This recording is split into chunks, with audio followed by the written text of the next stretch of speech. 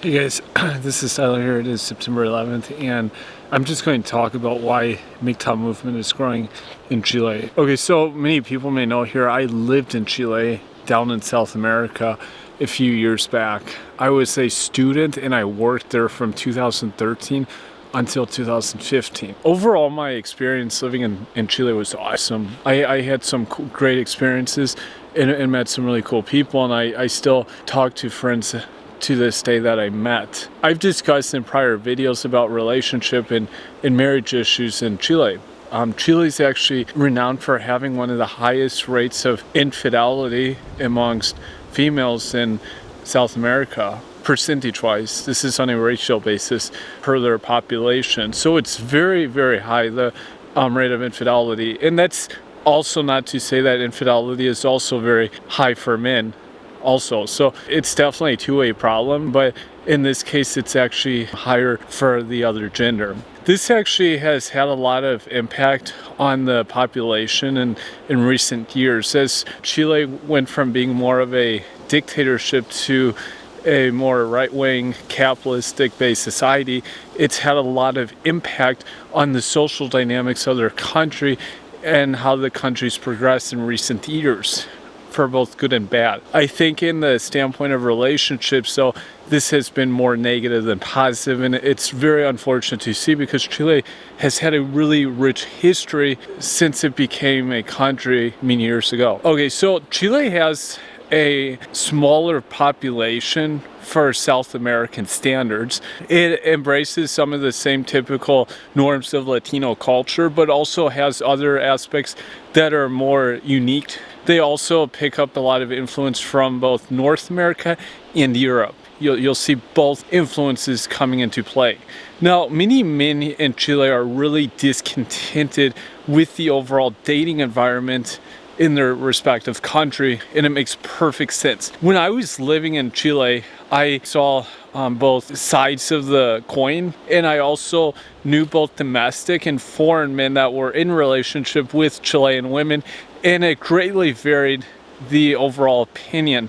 Now, what I found though is that I was better off getting insight and input from guys who had been in relationships at least 2 to 3 years plus, because a relationship, for example, that was 6 months wasn't sufficient amount of time to get real feedback here. In general, what I found among Chilean men is that many of them actually prefer to date women from outside their country, from other South American countries like Colombia, Brazil, or North America, Europe, Australia, often places that were not actually near to Chile. And this was really interesting because I often tell people, if you want to know the dating and the overall satisfaction amongst guys for dating, talk to the local men and see what they prefer. If general trend is satisfaction, it's usually a good place to be. If most men prefer foreign girls, it's probably a bad sign, and you should probably find other countries if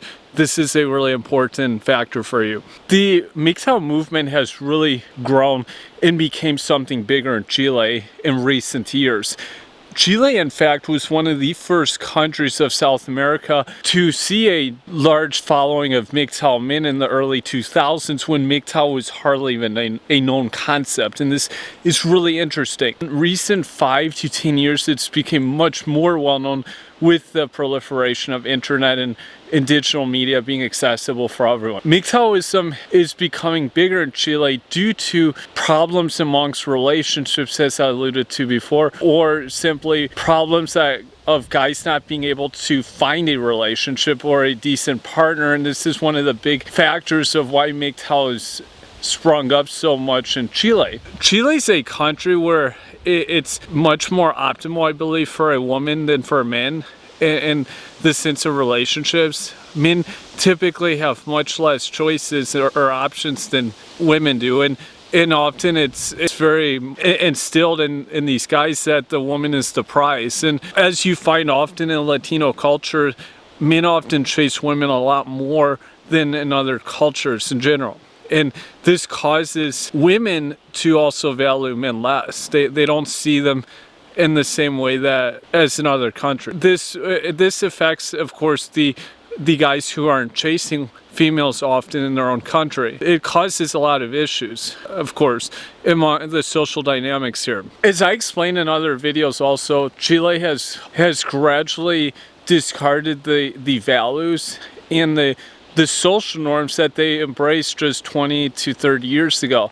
It was very common in Chile for people to be in prearranged marriages not long ago, especially for people that were at least middle class and above. This was a very common trend to help create a better quality marriage. Prearranged marriage is basically out the window now. It hardly exists in Chile now. Chile also was quite conservative until recently, and they very much embraced having both liberty but also having values, having a sense of proper direction for their country and society. Religion was much bigger historically, and these are all facets that have basically gone out the window.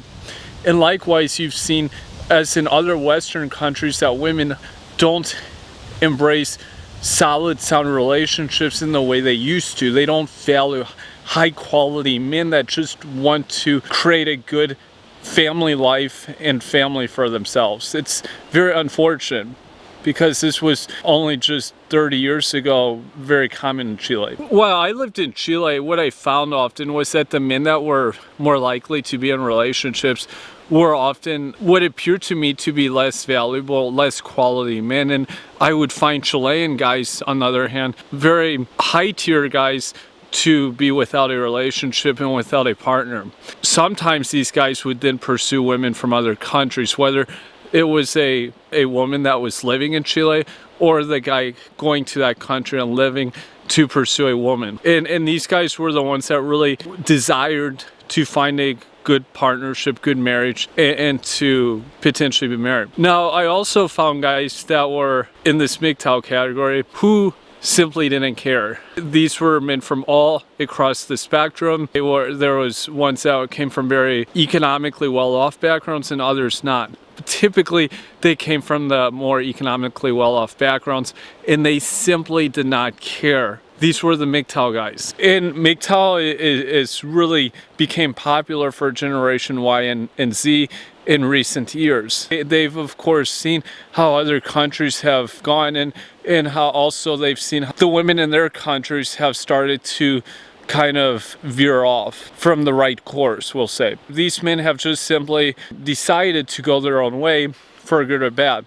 Now, it's not to say that these men never intend to settle down and become married, but at least for the time being, they would like to stay single, or at least stay in this MGTOW way. This is really interesting because when I lived in South America, in Chile, if you ask most men, are you MGTOW? Most of them would have probably not known what the concept was. Now, once you explain it though to some guys, they would have said, yes, I am MGTOW, or I identify with some of those norms. And this is very interesting because if you went back 2 generations ago, you would definitely not have seen this. As I said before, and I've explained in other videos, unfortunately, due to the lack of respect that's become common for women in Chile towards men, it's caused men to just simply step away from the plantation. Also understand that many men from Generation Y and Z have witnessed parents going through divorces or separations. I had a good friend and his parents, he never really grew up with a dad. I think he had a stepbrother, never really had a father figure in his life, and he was essentially MGTOW. This guy was like 8 or 9 years older than me. Very awesome guy. These guys have seen how the men close to them have been treated in their life and have said, I am not doing this. I refuse to go into a long-term relationship or a marriage. And I have seen how there's been a lack of respect and the dichotomy of their parents in marriages and how it's broken down, and they don't want this. Now, if we look back 30 or 40 years ago where divorce wasn't as common, the kids of these people wouldn't have witnessed this as much, whereas now it's become so common in Chile, men don't want to partake in this situation. And just like in Western countries, it's often common that men lose a lot of contact with their children in these situations. They can't see them, they can't have contact with them, or they have limited contact. Understand also in Latino culture, it's a very matriarchal based society, so women often are the main house managers. They run the household. They typically lead the family in what the children do. The mothers often takes priority over the father in the eyes of the children. So the kids naturally are more inclined to follow what the mother says, what her ideals or opinions are on the marriage or the previous marriage. And so kids don't really get an objective viewpoint of what really occurred, so they naturally favor the mother's opinion. And while some guys are aware of this and others aren't, it's obvious that many guys, regardless, have realized that marriage is not a wise thing for them, and they would essentially be put in the same situation as their father, that perhaps went through a divorce or separation, and it could cause a lot of family issues. So this is where you really see the MGTOW ideal coming into place in South America. And I, in fact, believe that Chile could become one of the major players of the MGTOW movement in South America, just as Canada was to North America. I think Canada, percentage-wise, was a bigger country of MGTOW than USA, and I think the same could be true in Chile. A lot of it, as I stated before, it doesn't just have to do with females in the dating environment. It has to do with other factors and the whole impact of marriage in their society. This is my idea of MGTOWism in Chile, and I look forward to everyone's feedback below. Thank you.